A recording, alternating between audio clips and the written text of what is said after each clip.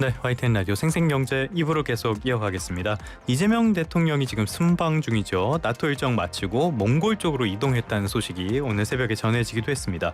자, 이번에 캐나다 잠수함 수주 실패에서도 드러나긴 했는데 나토와의 관계 설정 참 복잡한 문제 같습니다. 그런가 하면은 이번 나토 정상회의에서 이재명 대통령과 트럼프 대통령이 만나서 군용 함정 건조에 대한 이야기가 또 나왔다고 하는데요. 이게 마스카 프로젝트의 어떤 속도로 연결될지 이 부분에 있어서도 궁금증이 많을 것 같습니다. 그래서 오늘은 신종우 한국국방안보포럼 사무총장과 함께 이야기 나눠보도록 하겠습니다. 총장님 어서 오십시오. 예, 안녕하십니까. 자, 트럼프 대통령이 이란과 체결한 종전 양해각서 종료를 선언하고 추가 공습을 예고한 지 몇 시간 만에 정말 공습을 했더라고요.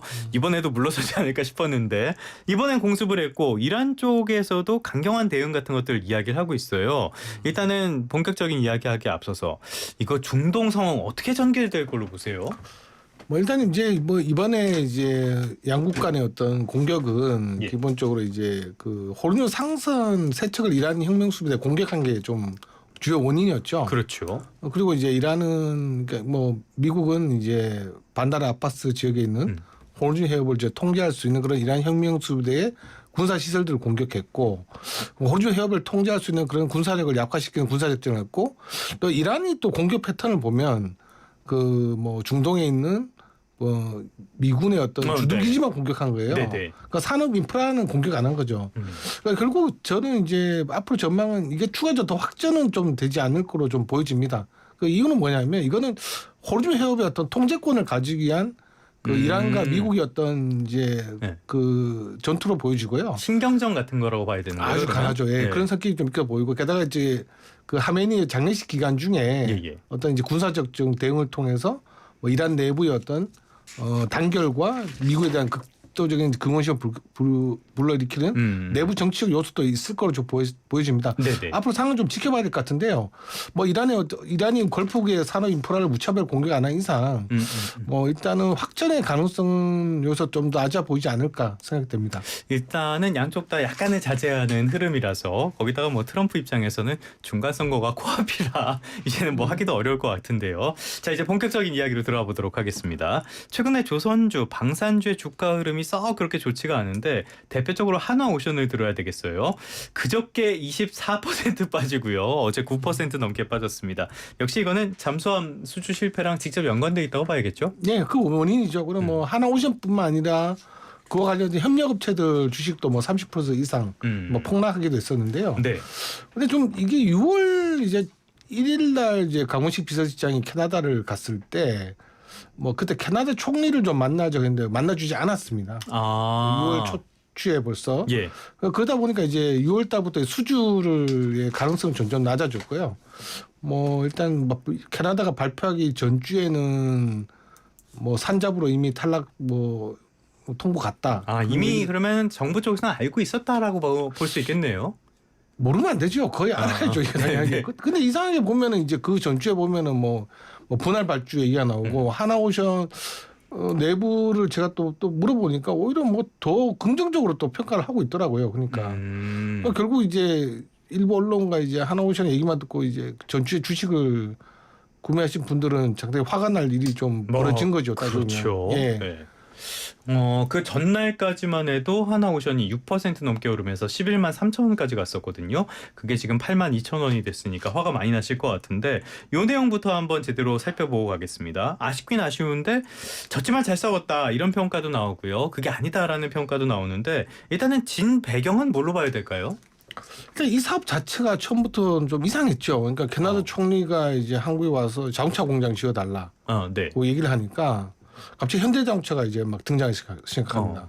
뭐 독일 TK 매스 같은 경우는 이제 독일에 가서는 이제 폭스바겐 얘기가 나오는데 여기가 티센크루프 마린 시스템스. 예, 맞습니다. 예. TK 매스라는 회사인데 근데 이제 아니 갑자기 이제 잠수함을 하는데 이제 자동차 회사들이 나오기 시작한 거예요. 그러니까 이게 맞나? 이게 방산 사업을 하는데 이제 산업 협력을 먼저 요구를 하는 거예요. 그러니까 현대자동차 입장에서는 좀 당황스럽죠.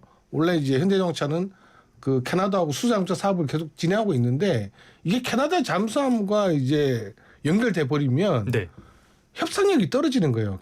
예. 네네. 그 독일 폭스바겐 같은 경우도 보면 제가 그 재무제표를 보니까 이제 작년에 같은 경우는 전기 자동차 때문에 영업이익률이 그 반토막이 났거든요. 어떻게 그런 회사가 캐나다에 자동차 공장을 지어줄 수 있습니까?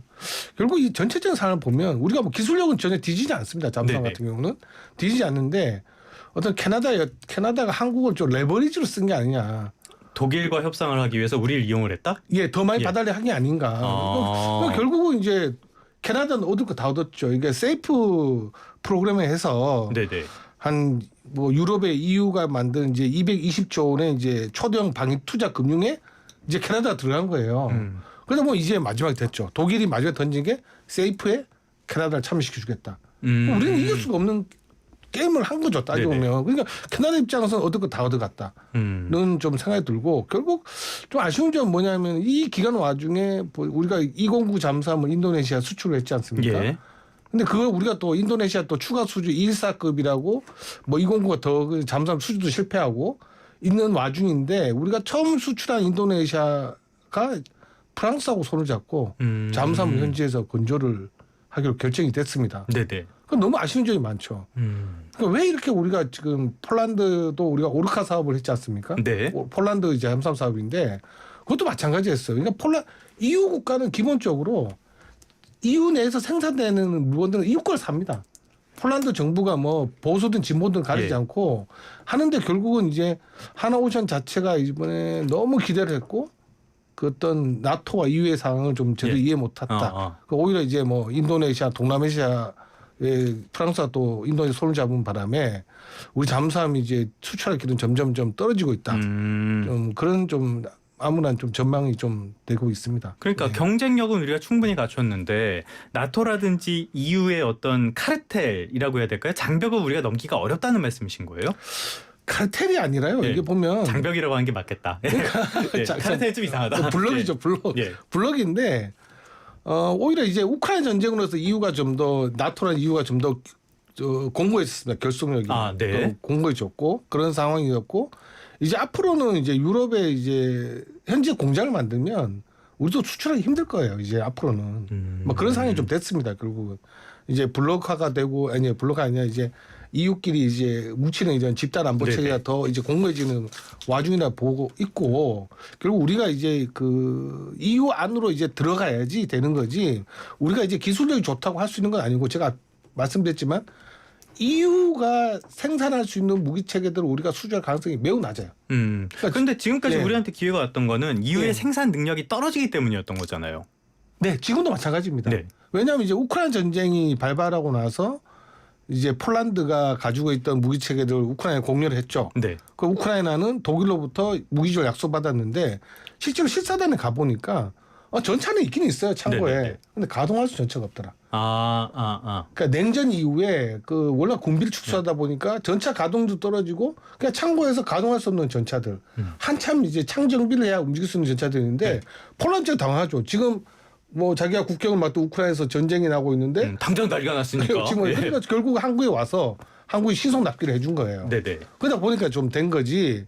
그리고 결국 뭐 그럼에도 불구하고 우리가 좀 유럽 시장에서는 아직까지 우리가 좀 신속 납기나 이제 가성비 생산력에서는 좀 EU 국가보다 훨씬 뛰어난 점은 있습니다. 네. 뭐 케이나 자주포 같은 경우는 우리가 아직까지는 강세거든요. 그런 점을 보면 아직까지는 뭐 우리가 EU에서 강한 무기체도 있고 없는 무기체도 있는데 앞으로는 우리가 좀 EU가 만들 수 없는 무기체계들, 강한 무기체계들 예, 예. 중심으로 우리가 유럽의 어떤 시장에 들어가야지 그냥 뭐 지금 당장 급하지 않은 잠수함 당장 급하지 않아요. 그렇죠. 예. 예. 캐나다도 요게 좀 아니 잠수함 사는데 자동차 공장 지어달라는 나라거든요. 저도 이런 경우를 처음 본 것 같은데 결국은 뭐 좀 뭐 이제 폴란드 오르카 사업의 교훈을 잊지 못한 하나 오션의 어떤 전략적 판단 미스 결국 안 해도 될 걸 했다. 이렇게 말씀드리겠습니다. 일단은 우리는 아직까지는 틈새 시장을 조금 더 보는 게 좋을 것 같습니다. 일단은 이런 상황 속에서 이재명 대통령이 나토에 가서 K방산을 계속 강조를 하고 있어요. 이런 K방산 세일즈 이거는 어떻게 보십니까? 그 방산에서도 유럽 시장을 지금 계속 보고 있습니다. 우리가 앞으로 유럽 시장은 유럽과 중동이 우리나라의 이제 주요 시장이 될 거예요. 네. 될 건 분명하고 우리나라 방산업체들도 그렇게 좀 움직이고 있죠. 그 나토 표준에 어떤 들어가야 되는 문제도 있고 뭐 위성락 이제 아무 시절 얘기를 했지만은 우리가 거기를 들어가야지 그 15조 정도에 되는 어떤 사업에 좀 더 할 수 있는 기회가 이게 된 건 아니에요. 그러니까 네네. 좀 더 이제 유럽 국가들 동맹 경쟁 관계가 있는데 뭐 우리가 그렇다고 해서 뭐 유럽의 어떤 무시당하는 국가인 게 아닙니다. 아니 뭐 예. 이제는 위상이 달라졌죠. 이제 위상이 달라졌죠. 왜냐하면 이제 우리가 이번에 이란 전쟁에서 보여준 이제 LIG DNA가 만든 청우2가 제가 여기서 말씀을 못 드리겠지만은 최근에 수주도 했죠. 추가 수주를 했습니다. 예. 이게 언론 엠바고 사항이라서 말씀 못 드리겠는데 그 중동 국가입니다. 기다려 보겠습니다. 예. 뭐 중동 국가는 발표하기 전에 우리가 발표하면 이제 계약 위반해서 할 수 없지만 경이적 일이 벌어진 거예요. 뭐 국민들은 잘 모르실 거예요. 우리 중동 보면 아라비아 상인이라지 않습니까? 뭐 몇 년간의 협상을 거쳐야 됩니다. 그리고 네. 과도한 기술을 또 요구하기도 하고 하는 이제 아주 복잡한 과정인데 이게 그 나라가 우리 외교 채널을 통해서 구매 의사를 제의하고 나서 한 달 만에 계약을 했습니다. 세계 최고의 장사꾼들이 무슨 따지도 않고. 예. 그러니까 왜냐하면 이제 우리가 그러니까 지금 우크라이나도 마찬가지로 오늘 트럼프 대통령도 뉴스에 나왔지만은 좀 미국도 정말 있을 수 없는 일을 최근에 한 건데 우크라이나한테 패트리어트 미사일 기술 줄 테니까 너들이 만들어 한 거예요 지금. 근데 결국은 뭐냐면 우크라이나 지금 패트리어트 미사일이 없어요. 네. 아무것도 없어 재고가. 계속 뭐 주네 마네 막 그러고 있었잖아요. 아니 네. 폴란드도 우크라이나에 그러니까 폴란드에도 미군의 패트리어트 미사일이 있습니다. 네. 자기 샀거든요. 네. 그걸 이제 우크라이나 줬는데 그것도 재고가 없어요 지금. 다 써버렸구나. 예, 그냥 우리가 청구투 같은 경우는 뭐 중동 시장에 추가 수주를 이번에 했고 그리고 앞으로도 유럽 시장에도 아직까지는 이제 가능성이 높은 무기 체계를 할 수 있죠. 뭐 그런 강점도 있고 그래서 옛날에 보면 우리가 뭐 독일의 라인메탈 같은 경우는 상당히 콧대가 센 회사죠. 뭐 세계 최고의 기술을 가지고 있고 네. 한 회사인데 그때 당시 구 하나 디펜스죠. 그래서 그러니까 뭐 레드백하고 같이 라인메탈과 같이 장갑차 만들어 보자 했는데 퇴짜를 맞았습니다. 너들이 무슨 기술 있어? 그래가지고 우리가 레드백 장갑차가 만들어진 거예요. 우리도 할 수 있어 해가지고 그래가지고 결국은 이제 호주의 그러니까 라인메탈의 뭐 케이프 링스하고 레드백 호주 일단 우리가 수주했지만은 다른 외국 시장 다 연전 연패를 하고 있죠. 독일에 다 이고 있는데 근데 최근에 또 한 이제 기류가 바뀝니다. 그러니까 LIG DNA하고 라인메탈이 합작해서 이제 유럽에 만들 겁니다. 그럼 결국 라인메탈이 LIG DNA의 기술을 인정해 준 거거든요. 한독 합작 회사가 생긴다는 거예요. 그렇습니다. 유럽에. 예. 그러니까 이제 앞으로는 미국도 그렇지만 미국도 앞으로 미국의 어떤 이제 내부도 생산력이 못 따라가거든요. 그러니까 유럽에다가 뭐 독일에다가 공장을 만들어서 이제 탄약을 같이 생산하는 그런 이제 합작 공장을 또 만들어질 겁니다. 따져보면. 결국 이제 유럽 시장은 앞으로 좀 그렇게 판도 바뀔 거고 뭐 LIG DNA뿐만 아니라 이제 하나 에어로스페이스도 이제 유럽에 있는 방산업체들과 손을 잡고 이제 그렇게 갈 겁니다. 기회가 꽤 있을 것 같은데 중동은 이해를 하겠는데 그럼에도 불구하고 우리가 나토 시장을 계속 두들기고 거기서 시도를 해봐야 된다는 말씀이신 거잖아요. 나토가 이렇게 중요한 이유가 뭡니까? 뭐 중요한 이유는 뭐냐면 지금 우크라이나 전쟁이 가장 큰 원인이겠죠. 우크라이나 전쟁이 그러니까 나토의 어떤 방산을 얘기하면 우크라이나 전쟁 전과 후로 극명히 갈립니다. 그러니까 우리가 ESG라고 또 들어보셨죠? 네네. 기업의 어떤 사회적 이제 가치를 강요하는 것 때문에 방산회사들이 투자를 못 받았습니다. 그러니까 방산주는 죄악주입니다. 방산은 부정하기는 어렵죠. 예, 맞습니다. 방산은 죄악주입니다. 근데 지금 라인메탈 같은 경우는 뭐 냉전 이후에 냉전이 끝나고 나서 이제 뭐 독일의 군비가 압축되고 해서 방산주는 죄악주 그리고 뭐 뿐만 아니라 신용대출도 못 받았어요. 라인메탈. 근데 지금은 라인메탈이 투자를 많이 받기 시작했거든요. 그리고 또 그것뿐만 아니라 이제 그 회사 자체가 보면 이게 방산이 안 되니까 뭐 이제 뭐 자동차 부품들 만들었는데 이걸 지금 거의 완전히 정리하고 그걸 방산으로 완전히 바꿨습니다. 거기도 이제 발등에 불이 떨어진 거네요. 예, 그렇죠. 그러니까 유럽 시장이 그런데 말씀드렸지 않습니까? 아까 전에 뭐 앵커님께서도 말씀 잘해주셨지만 아직 생산력은 금방 복구가 안 됩니다. 미국도 뭐 트럼프 대통령이 방산회사를 모아놓고 동료를 해보지만 방산의 생산 라인을 하루아침에 늘린 거는 거의 어려운 일이거든요. 아니 뭐 전반적으로 미국의 제조업이 전혀 개선되지 않았다 그러더라고요. 예, 맞습니다. 그러니까 지금 뭐 패트리어트 미사일 1년치 생산량을 2주 만에 다 써버렸는데 이란 전쟁에서. 그럼 보면 미국도 지금 그런 얘기 있고 그러니까 우크라이나에 패트리어트 미사일을 생산할 수 있는 허가를 네. 준 거예요. 그렇게 미국 쪽에서도 제조 어떤 역량 같은 게 잘 안 되다 보니까 이번에 미국 국방부가 국내 조선소에다가 전투한 능력 밝혀라 이런 그러니까 어떤 절차에 착수했다라는 소식도 전해지고 있어요. 트럼프가 일단은 군함 10척을 건조할 수 있냐 이렇게 물었다고 하던데 소위 말하는 마스가 프로젝트가 본격화될 어떤 조짐이 있는 겁니까? 뭐 그거는 이제 트럼프 대통령이 이기 취임하고 나서 이제 그 가장 관심 큰 상황이었죠. 네. 그러니까 마스가 프로젝트.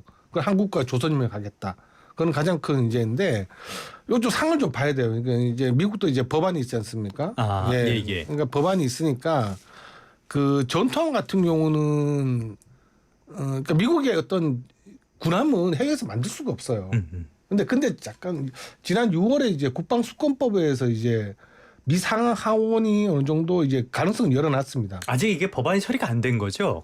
아니 그 번스 법안은 전혀 이제 그대로 있는 거고요. 그러니까 국방수권법이 있거든요. 그러니까 국방수권법에서 이제 상하원이 이제 있는데 상원 같은 경우는 트럼프가 자꾸 마스가를 좀 하려고 하니까 그 이제 법안을 개정해서 이제 대통령이 예외적으로 이제 외국에다 함정 건조할 수 없게 하는 그런 대통령 권한을 좀 축소시키려고 해요. 근데 그럼에도 불구하고 상하원에서는 전투함은 아니더라도 우리가 뭐 전략 수송함이라든지 급유함은 외국에서 건조할 수 있도록 길을 열어놨습니다.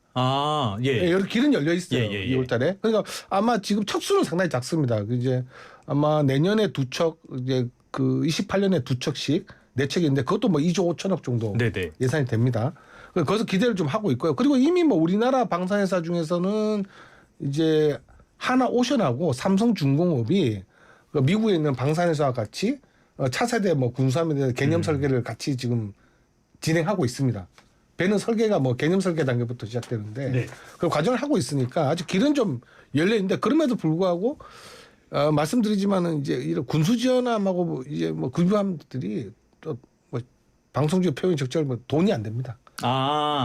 마진이 좀 작아요. 전투함이 좀 이제 영업이익도 기술력이 좀 우리가 상승시키는 계기가 되는데 그래서 결국은 이제 우리가 뭐 지금 MRO 사업을 미국 하고 있는데 제가 조선롭게 들어보니까 거의 마진이 안 나온다 그러더라고요. 그래요? 그러니까 결국은 이제 우리가 미국 시장에 진출하기 위해서 하는 건데 뭐 그럼에도 불구하고 되게 상당히 까다로워요. 이 조건들이. 우리가 그 배를 만들어도 미국에서 이제 조건을 제시한 게 뭐냐면 미국에서 건조한 대비 싸냐 저렴하냐 그것도 물고 건조할 인프라도 없으면서 뭘 아니 뭐 그런 얘기를 그러니까 미국에 이제 법이 있으니까 이제 저 자국의 어떤 이제 함정의 어떤 기술 보호나 이런 이제 산업 보호를 위해서 강력한 법들이 있으니까 뭐 그런 법이 있는데 또 나중에 보면 그 사본함 건조하기 전까지는 기술 다 이전해라.